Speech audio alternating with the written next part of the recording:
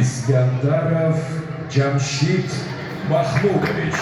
Futbol bo'yicha O'zbekiston jamoasi yarim himoyachisi.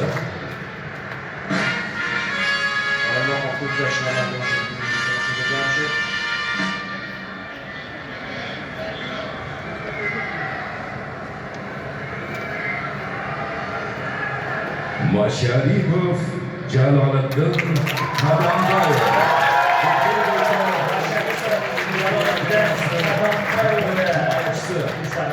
Boshqacha bir tarzda bunga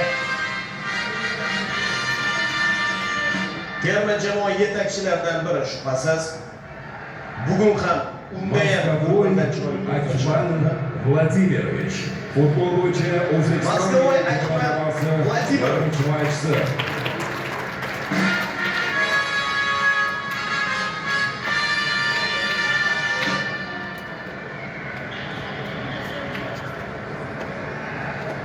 Nasrullayev Sherzod Innatulloh. Futbol bo'yicha Nasrullayev Sherzod jamoasi himoyachisi.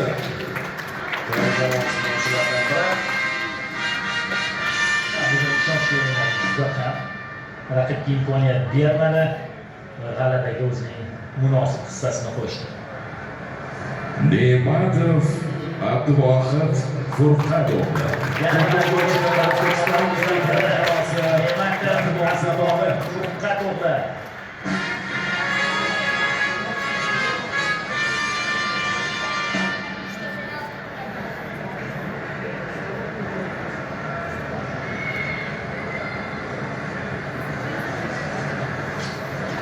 Sayfiyev Farruh Karimovich. Futbol bo'yicha O'zbekiston jamoasi himoyachisi. Bugun o'zatning raqobi O'zbekiston iftixori faxriy unvoni topshirilyapti.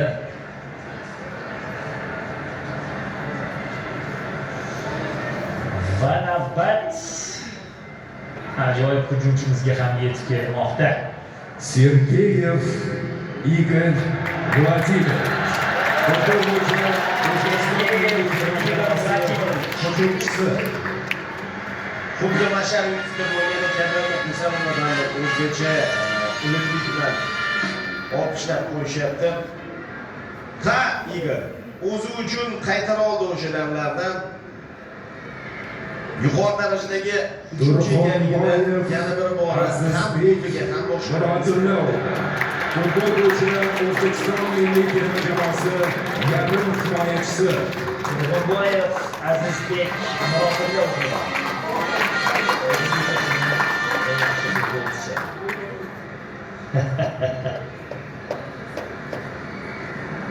Yurtboshimiz tomonidan ham tegishli ko'rsatmalar. To'xtaxo'jayev Islom Saidkamolovich.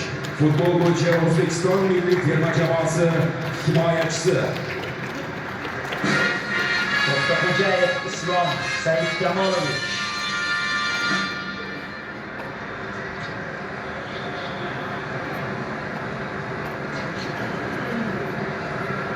Islomov Oston terma jamoasi Futbol bo'yicha O'zbekiston milliy terma jamoasi yarim himoyachisi.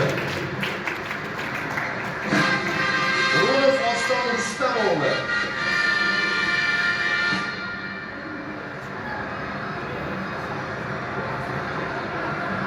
Afsuski u o'tgan uchrashuvda jarohat olib ertaroq Fayzullayev Abbosbek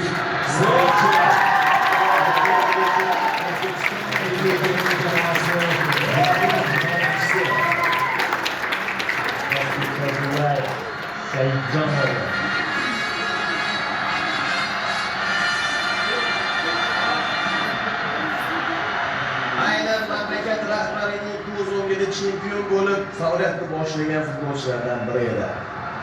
Abbos Fazilov.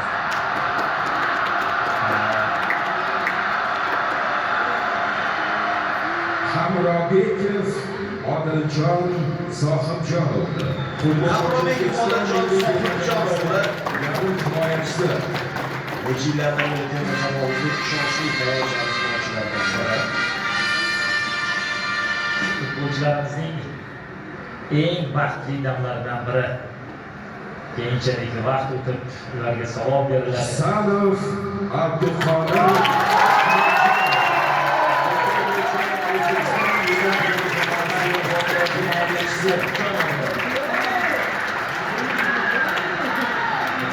Sana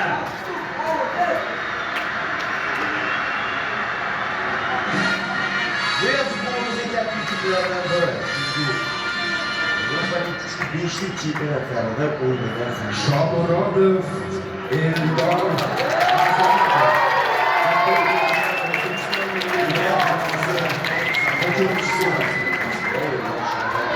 ya'ni avvallari biz Rossiya Ukraina chempionatidagi futbolchilar bilan chempionat qolardik.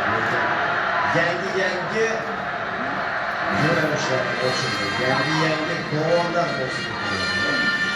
rahmat Eldor, hammasi uchun rahmat.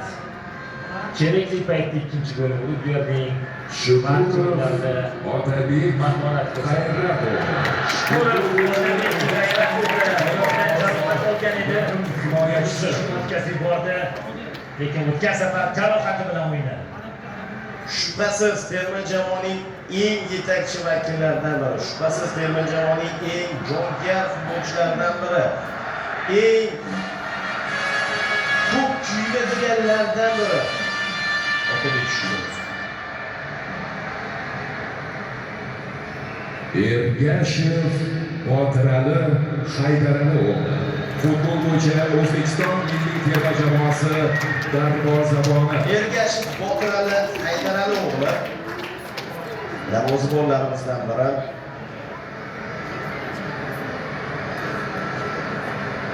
Boya aytib o'tdim-ku, barcha hech kim chetda qolayotgani, kimdir aytishi mumkin, zaxira vakillari, ammo ular bo'lmasa raqobat qayerda? Erkinov Hojimat Asosiy tarkib vakillari qanday o'sishadi? O'zbekiston milliy terma Yaxshida Hojimat Bodirovda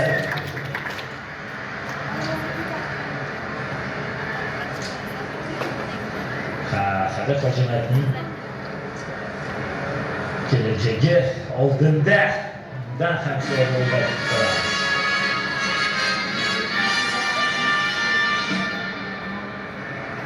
Eshmurodov Umarbek Yusufovli.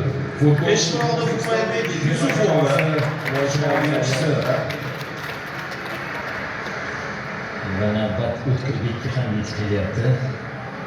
Hozir ko'ramiz stadionning. Mana shu himoyachilarimiz safi ham ko'payib borayotganligi kishini quvontiradi.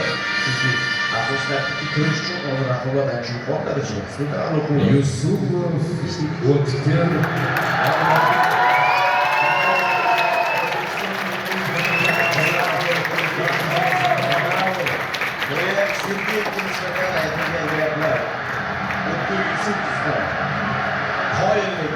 Bu futbolchilar qoyil. Bejiz ortiga savol tashlaganim yo'q. Qancha ochkoni birga o'tgandan bizga keltirdi.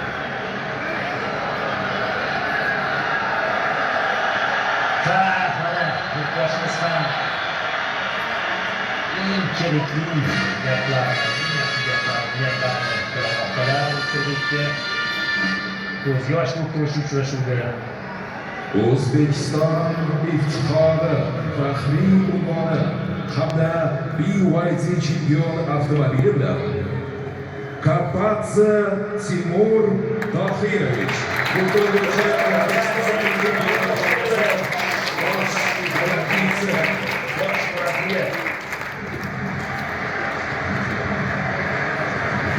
Terma jamoa bosh murabbiyi ham O'zbekiston iftixori faxriy unvoni bilan taqdirlanmoqda. endi esa do'stlik ordeni bilan Srechko Katanets hozir taqdirlanadi.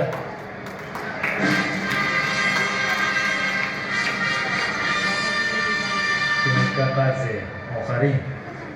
Otangga rahmat. Millionlab yurtdoshlarimizga mana shunday g'alabali do'stlik ordeni hamda BYD chempion avtomobili bilan Srechko Katanes.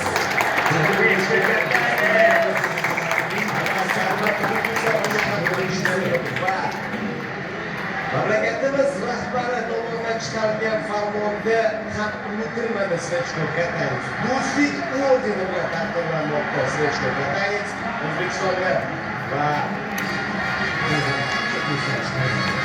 chunki bugungi kunda qo'lga kiritilgan g'alabada uning ham kattagina ulkan hissasi bor. Do'stlik Vafosat yana bir inson taqdirlari To'xtamirzayev Mirzahakim Yo'lbars Mirzayev futbolning shakllovchi markazimiz O'zbekiston futbol gazetasi bosh muharriri Do'stlik ordeni bilan mukofotlanadi.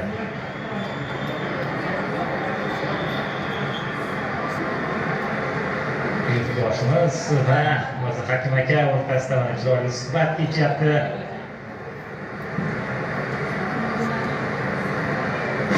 Omad sizni bizdan aslo tark etmasin.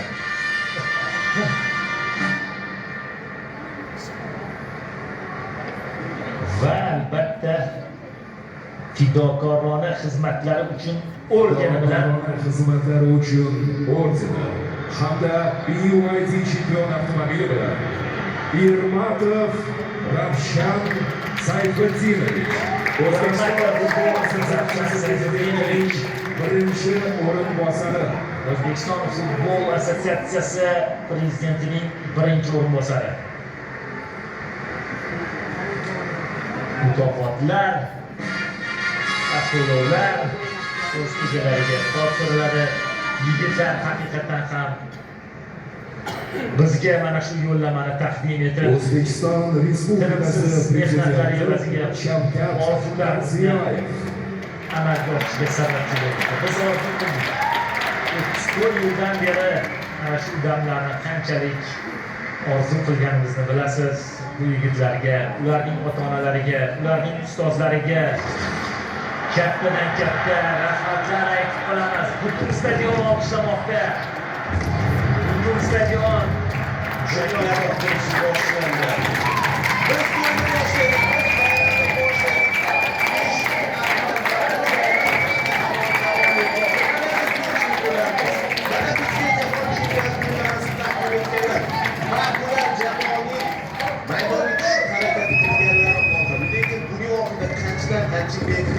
mashaqqat, zahmat bor. Faqatgina maydonga chiqqanlarda emas, qadrli do'stlar.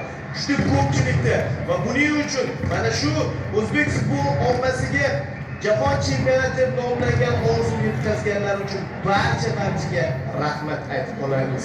Mamlakatimiz rahbaridan boshlab eng pastki qatlamda ishlayotgan kichik xodimlargacha bo'lgan barcha xususan muxlislarga ham qayerdadir tanqid qildik, muxlislar bilan birgalikda qayerdadir qo'llab-quvvatladik. Oxiri maqsadga erishdik. Chempionlar uchun va ularga chempionlar. Albatta birinchi navbatda boshimizga rahmat aytib qolgan bo'lardim. Haqiqatan ham keyingi yillarda respublikamizda, yurtimizda futbolga, barcha sport turlariga berilayotgan e'tibor mana shunday g'alabali onlarni bizga keltiryapti. Unutilmas lahzalar futbolchilar uchun ham. To'g'ri aytdingiz hali.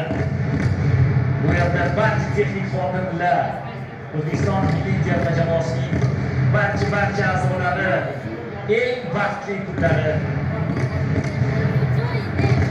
Mana bugun ular umrbod eslab qolishadi. Ishoning bu boshlanish. Bu boshlanishi hali biz bu yo'lda uzoq davom etamiz. Hali bu bardavom bo'ladi. Biz jahon chempionatiga chiqdik. Bu yog'iga endi jahon chempionatida yuqori maqsadlarni ko'zlashni boshlaymiz. Nasib etsa, o'sha kunlarga ham yetamiz. Faqat bir